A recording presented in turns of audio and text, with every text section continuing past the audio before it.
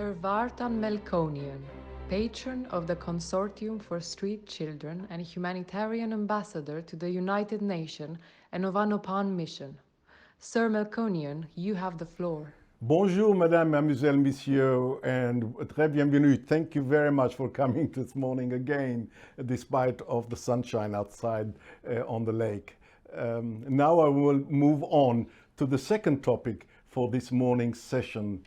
I will be speaking about my travels to India and about one of the schools the Anoopam Mission supports and sponsors in Kutch in India, right up there to the northwest of Gujarat. I must also take this opportunity to report to you a lovely news.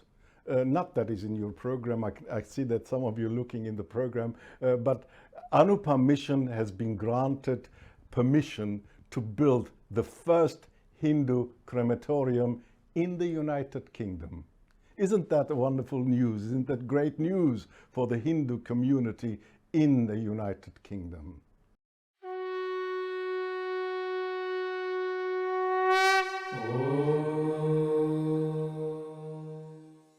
But first, some of my colleagues here at the United Nations have asked me about Anoopam Mission. They want to know, rightly so, what does Anoopam Mission do? What does it represent? Well, the Anoopam Mission, it's an extraordinary community of spiritual people. One of the best ways I can explain this to you is to introduce you to the mission's guiding light, the mission's spiritual leader, Param Puja Bhagwan Sahib Ji. To know Sahib Ji is to understand his spiritual philosophy, his belief system.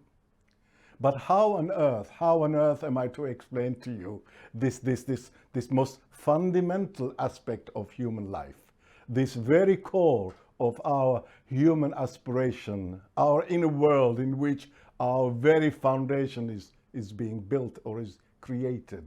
Well, let me attempt to explain to you with an analogy.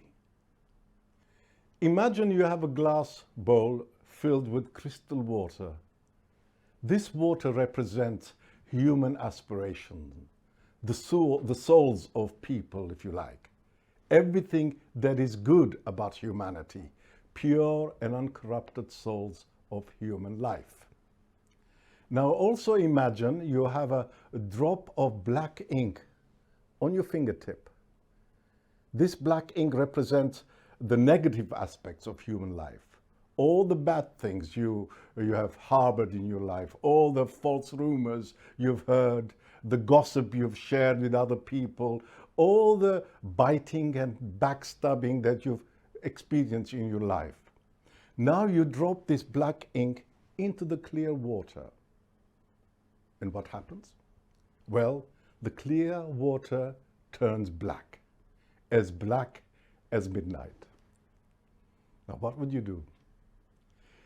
You realize suddenly, oh my God, I was wrong. I misunderstood everything that I had heard. It was all a big mistake, and you now want to retrieve, bring back that black ink that you dropped in the clear water. But of course, you cannot bring back that black ink from the water. You cannot bring back the gossip that you have already spread. It's too late. And by so doing, you have corrupted the minds of your friends, families, colleagues, and everybody else. You have fallen victim to Maya. Well, Maya, if I may explain, is a concept in Hindu philosophy. It has multiple meanings in the Vedic text. It is, among other things, a pseudonym for goddess Lakshmi. I hope I pronounced that right. But I have a positive side of this analogy as well.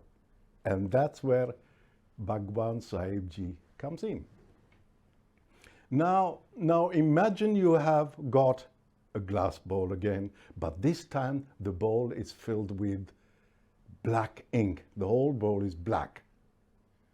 Now imagine you've got a drop of water again on your fingertip, but this time the water is clean, a beautifully clean water. And what you do, you drop this water into the black ink and instantly the water clears up. It's reverse, everything is reverse. And so the devotees, I mean the followers of the mission, believe that this drop of clean water, metaphorically speaking, represents Sahibji himself. Because they believe Sahibji cleanses all that is negative in them. How neat is that? Isn't that wonderful? Well, answering your questions, what Anoopam Mission represents, well, Sahibji promotes a deep sense of joy. That is, do not spread negative rumors under any circumstances. Not only because you might be wrong in what you've heard or what the people said, but it's good for your inner world. That's what they believe, and that's what is promoted. Just promote harmony and goodwill into human life instead, and you will be surprised how quickly you'll be a different person, a glorious and positive person. We are all always put to the test to see if we can overcome this basic human behavior: jealousy, envy, the need to discredit others as a means to credit ourselves. We always do that. We discredit others to credit ourselves instead. That is not all. Anoopam Mission also promotes and sponsors humanitarian projects. And we at the United Nations should take note of this and, of course, assist this sort of initiatives. At 8:46 a.m. in January 26, 2001, an enormous earthquake struck the heart of northwest Gujarat in India, in the Kutch district, measuring, I think it's 7.9 in the Richter scale. And then the whole community, the whole region was devastated on this enormous earthquake. Kutch, I must explain, roughly means a land that sometimes becomes wet and sometimes dry. It is a word which is also used in Sanskrit for tortoise. And in a way that the salty marshland of Kutch becoming white after the shallow waters evaporates, dries up in the season before the monsoon rain. I hope my memory serves me right. The district consists of 950 villages and 6 municipalities. And so, because of the earthquake, over 25,000 people have died. I mean, that's a colossal number of people to die in one go. And many children were left as orphans. And what do you do when you have lost everything you ever owned? This is a demonstration that you cannot wage a war against nature and hope to come out of it victoriously. No chance of that. Sahibji, in his grace, visited the devastated region and opened a school for the orphans there. The orphans started their classes wearing beautiful uniforms given to them by the charity, by Anoopam Mission, and started studying. That was in 2002. So what happened to the school now, after 20 years later? Well, I will tell you, because I visited the school myself in May 2022, this year, with one of the monks of the mission, Sadhu Dilipbhai. Before Sadhu Dilipbhai was initiated into becoming a monk, he was, I think I'm right in saying, a civilian engineer or something along that line. He visits the school regularly, 7-hour drive each way. That's 14 hours, I know, because I did the trip myself. He sees to it that all the basic essentials at the school are in good order, working perfectly well and up and running, and reports back to the mission, to Anoopam Mission, to Sahibji himself.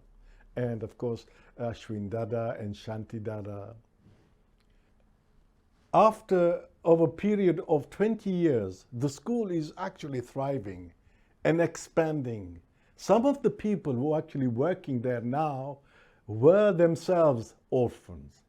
How beautiful is that? They were themselves orphans and now teaching new children there. That is a glorious thing to grasp. The children follow the teaching of Lord Swaminarayan. They are learning the spiritual philosophy taught to them by the mission. That is, they believe that God, however you want to interpret God, they believe that God forever establishes existence or manifests itself through the sadhus, through the physical form of the sadhus, that is, the monks there. That by becoming a part of the mission, of the mission's family, and adhere to its belief system, it is possible to experience a spiritual transformation and harbor eternal joy in your innermost existence. That's neat, very neat indeed. And we do need to take this sort of guideline or guidelights into our lives, into this dark world. Maybe we should learn a thing or two through the monks. Now, as always, I will leave you with a thought. To find peace, I mean deeply and joyful peace, don't go searching for it elsewhere, outside, etc. Don't shout and yell at the government, say, we want peace, we want peace. No, don't do that. Don't even look for it in yourself. Just ask a sadhu, and you'll be surprised to learn the true meaning of peace. Thank you.